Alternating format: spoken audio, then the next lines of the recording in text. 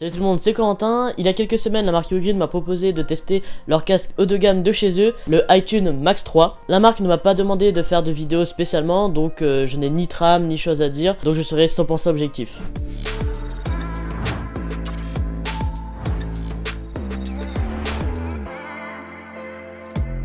Alors excusez-moi si le micro a peut-être un petit fond ou autre, et pareil si mes cheveux s'envolent un petit peu, parce qu'il fait chaud en ce moment, donc j'imagine que chez vous aussi il y a eu de la canicule, et pour tourner avec toutes les lampes et tout ça chauffe beaucoup, donc j'ai mis quand même un ventilo. Donc commençons par le prix, qui est le point qui permettra de qualifier tous les autres points qui suivront dans la vidéo, puisque c'est quand même quelque chose d'important à prendre en compte. Donc le prix de ce casque est à l'origine de 200€, mais il est quasiment tout le temps aux alentours de 150€ sur Amazon France et entre 90 et 130€ sur AliExpress. Ce qui le place dans les casques milieu de gamme, donc pas au niveau des Boss 700 ou encore WH-1000XM5, ni au niveau des casques JBL à 50€, c'est du semi-premium on va dire. Donc lorsque vous recevez le casque, il est dans un emballage très soigné qui je trouve n'a rien à envier aux Boss 700 ou autres casques de la même catégorie. Lorsque vous ouvrez la boîte, vous devrez d'abord enlever une feuille de protection avec le nom iTunes Max 3 qui je trouve fait son petit effet. En plus il a un petit peu effet brillant etc, c'est très joli, pour pouvoir accéder à l'étui de protection qui est d'ailleurs très joli et très solide. À l'intérieur vous aurez donc le casque, un câble jack d'environ 1 mètre, un adaptateur jack vers double jack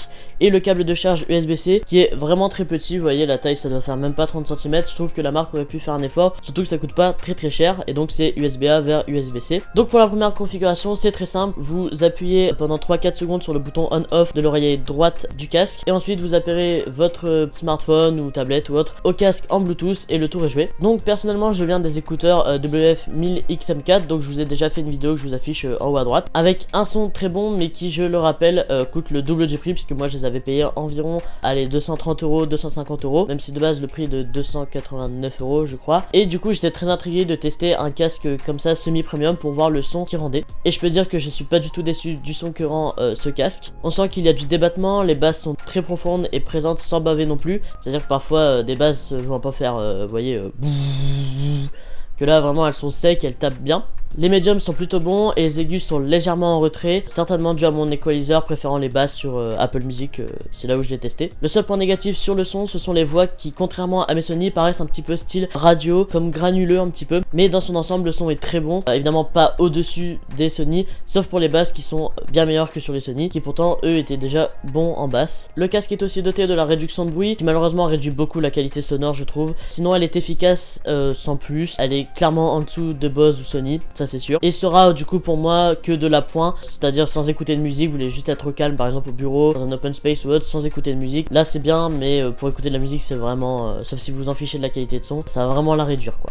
Ensuite le mode transparence est aussi embarqué sur ce casque, il est très pratique, mais par contre il est pas assez fort je trouve par rapport à des Sony ou des Bose ou autres, on n'entend pas assez vraiment l'environnement extérieur. Si ces points vous importent beaucoup, dirigez-vous du coup plutôt sur des Sony ou des Bose ou même les AirPods Max si vous avez vraiment le budget. Il inclut également un mode 3D audio, donc à la manière des AirPods Pro, il est activable sur un bouton sur l'oreillette gauche du casque. Cela permet d'avoir une sorte d'immersion, mais comparé à celui d'Apple c'est vraiment gadget, c'est pas aussi bon que celui d'Apple. En même temps à 90€, on va pas en demander plus, mais c'est pratique, c'est marrant, c'est gadget quoi. Le casque est équipé d'une prise jack, pratique pour le brancher à un PC et profiter d'un meilleur son du coup, puisque ça sera de l'analogique et non pas du Bluetooth.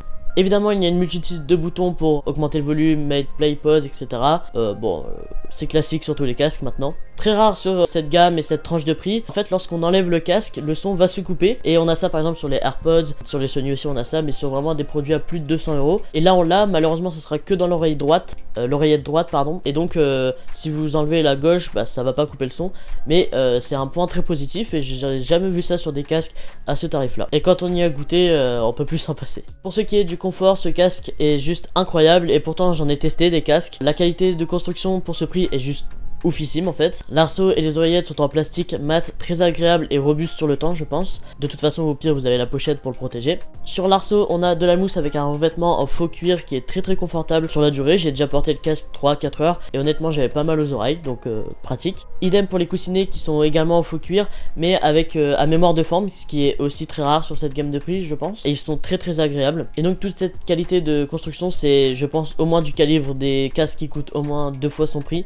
mais évidemment pas au même niveau que le AirPods Max qui lui est en aluminium je crois. L'autonomie est quant à elle très satisfaisante. Je l'ai reçu il y a 3 semaines à environ 65% de batterie et je l'utilise environ 1 heure par jour, et donc depuis 3 semaines là je suis à environ 45% de batterie, donc la batterie tient très bien même en Bluetooth. Après j'ai pas activé la réduction de bruit, donc peut-être que ça joue sur la batterie. Il tiendra donc largement un mois sans utiliser l'ANC je pense. Maintenant passons aux points négatifs que j'ai relevés.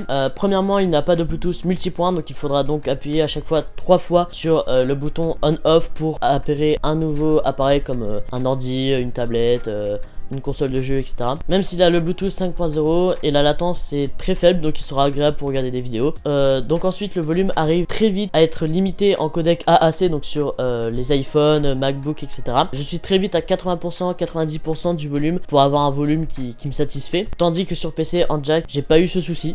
À prendre en compte pour les utilisateurs iOS qui aimeraient avoir ce casque et qui aiment avoir du son assez fort. Bref, donc pour conclure, j'ai vraiment apprécié ce casque, c'est un excellent rapport qualité-prix. Attendez qu'il soit en dessous de 100 €, etc. Comme ça vous ferez une meilleure affaire. Donc voilà, foncez, tout simplement. Merci encore à Ugreen de m'avoir envoyé le produit, les liens pour l'acheter sont dans la description. C'était Corentin, on se retrouve prochainement pour le test de l'Apple TV, ciao.